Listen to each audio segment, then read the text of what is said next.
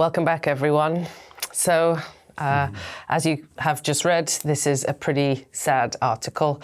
The train in question was wrecked in Ohio fairly recently, and it was 150 container carriages containing mostly chemicals. Of course, this spilled, causing a huge amount of damage to the environment. The local town, interestingly named East Palestine, was evacuated, so thankfully nobody was killed. But thousands of fish died as the chemicals seeped into the river. Of course, these are also flammable chemicals, so there was some fires that started, and general sort of devastation of the local area. Of course, it's tragic, but the reason this has really made the news is because there's been a lot of talk about the brakes on this particular train. There was apparently legislation in place, or going to be in place, to improve the special brakes on these types of trains. But the train company themselves lobbied against such special brakes as being too expensive and unnecessary. Irony. Oh, the irony, yes. Everybody was, as soon as they learned this fact, they were very angry at the railroad company, and they called a special town hall meeting where they were all going to meet to discuss, compensation, who's going to clean this up, who's going to pay for it. But the rail company didn't even show up to the meeting to discuss it. Obviously, that situation may have moved forward by now, but to this time of recording, that's the latest information we have. So I really hope the residents of East Palestine have been able to make some progress and get their town cleaned up from this terrible situation. Have you ever thought about being a train driver or a train engineer? Do you think, is that a good job in the US, do you think? Do you need a lot of qualifications and training to do that job? Yeah, I'm almost certain you need a lot of qualifications. You probably need to go to a special school for it. And of course, like most forms of transportation, you need a license. I just wondered just now, how did the train engineer not die? That is a good question. Yeah. You guys look it up and tell us, because I was just wondering, like, how... like if it was a derailment, which it was, did they jump off before it happened? Did the back derail first and they're like, whoops, and like disconnected and like getting out there Fast and Furious style? Maybe.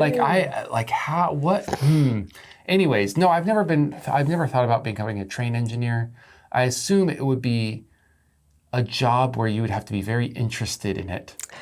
At least for my personality, I would have to be very interested in it, and I would have to love going into a deep dive of train technology and engineering and such, because I can only imagine, just like driving, actually even probably worse than driving, you would be stuck there for hours and hours, just bored, doing nothing.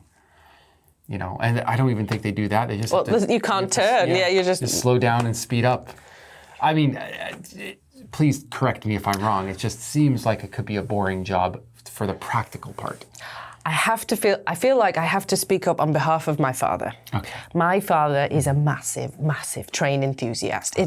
He didn't get to take that route in life, but he still attends steam railways.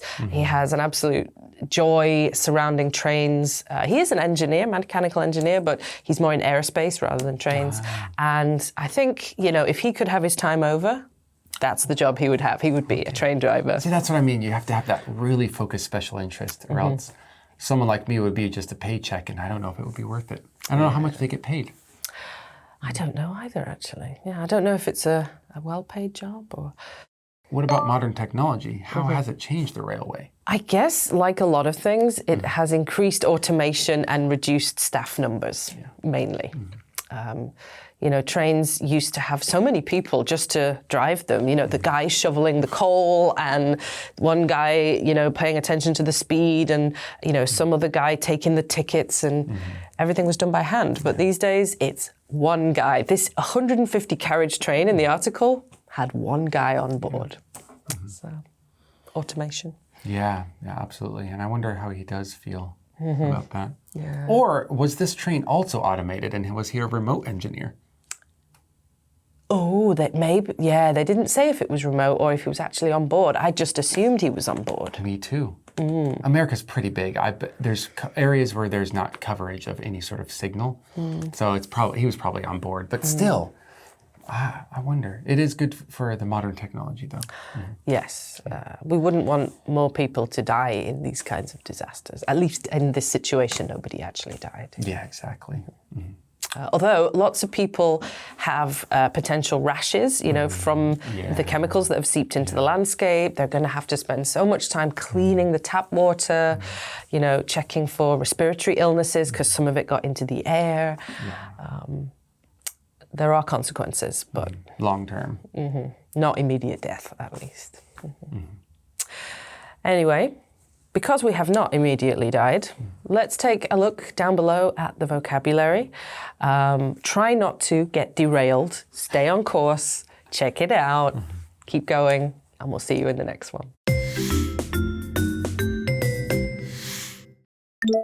Metaphorically. Metaphorically. Derailment. Derailment. Flammable. Flammable. Rash. Rash. Respiratory. Respiratory.